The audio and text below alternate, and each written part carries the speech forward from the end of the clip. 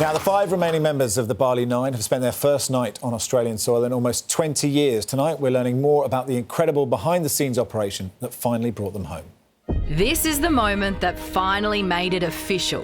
After 19 long years in Indonesian prisons, Scott Rush, Si Yi Chen, Matthew Norman, Martin Stevens and Michael Chugai free at last. I had the opportunity to speak to a number of the parents last night. They are grateful that their sons have been able to return home. It was April 2005 when 9 Aussies decided to smuggle more than 8 kilograms of heroin from Bali back to Australia. Panicked about his teenage son's plans, Scott Rush's father tipped off the AFP. I was informed at 1:30 in the morning that Scott would be spoken to and asked not to board the flight to Bali. But police who were already investigating the drug ring let them go. The group sits helpless as bag after bag of alleged heroin is found. The 2 ringleaders, Andrew Chan and Myron Sukumaran, were sentenced to death and executed in 2015. The rest given a life sentence. In early 2018, Tan Duc Tan Nguyen died in prison from stomach cancer.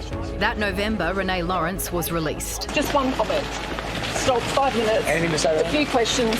Last night, after months of negotiations between the Australian and Indonesian governments, the final 5 touched down in Darwin. This is an act of compassion by President Prabowo, and we thank him for it. There is no quid pro quo. There's no deal in writing. There is no exchange. It's simply a matter of a personal decision by the Indonesian president. The backroom deal's so delicate, the release was carried out in complete secrecy. The families of the men not even allowed to greet them as they landed, to avoid a repeat of Schapelle Corby's release.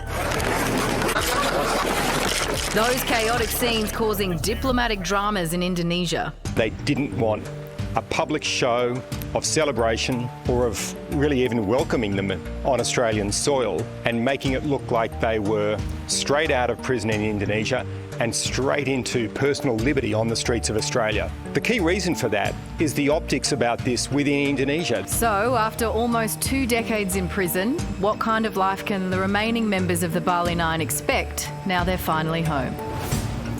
Townsville Bishop Tim Harris has been in close contact with Scott Rush and Michael Chugai over the years. Bishop Tim, thanks so much for your time. A momentous 24 hours.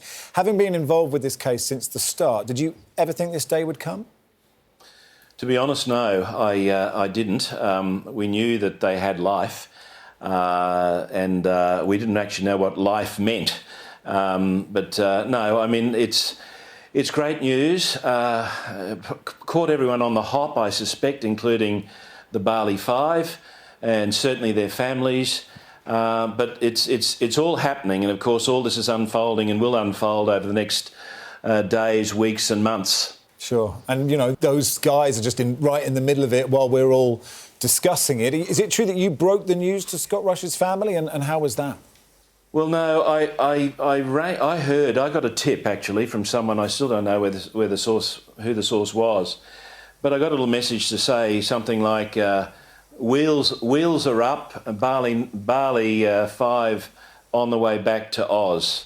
That was all I got, and I rang Lee Rush, Scott Rush's father, and just said, look, what's happening? And he said, yeah, it's on for young and old. And of course, I found out eventually too where they were being sent, because I suspect they're still in shock, just like all of us in a way. So that secrecy, I think, was very necessary. How are the families reacting, Bishop Tim? I think, and I can really only speak with certainty in relation to Scott Rush and his parents, I think, and I suspect it's the same for all, you know, they know their sons are on home soil. They know where they are. There hasn't been the interaction or the engagement or the reunion that will happen in due course. And also, they're thinking to themselves, how are we going to receive our sons back? Because they've been out of this country for nearly 20 years. How are we going to re-establish this relationship? Are we going to be able to provide the support that the men need? All these questions and many more are going on in the minds of the families. What may be perceived as good news for you and for them, of course there are going to be some people in Australia who consider it not even news worth talking about, who you've done the crime, you've got to do the time. Some have been really critical of the intervention of the government here as well. Why do you think that these men deserve compassion from everyday Australians who are going to encounter them now? Yes. Look, it's a free country. We're all entitled to an opinion and we can express it. It's got to be an informed opinion, however. You know, why use a sledgehammer to crack a nut? These individuals have been cracked, literally. Do we go in again with the sledgehammer and smash them again? They're already lying on the floor in front of us in pieces. I think humanity demands that all of us rally around them, never condone what they've done, but say we're going to give you another chance to get this right. They've learnt their lesson, and all I can say is let's give them a go.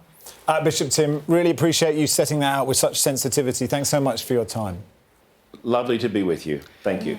It's fascinating, isn't it? You look at those young men and they will have changed immeasurably, and their families will have to try and put them back together. It is pleasing that this is not a celebratory sort of thing. It's not like a hero's welcome.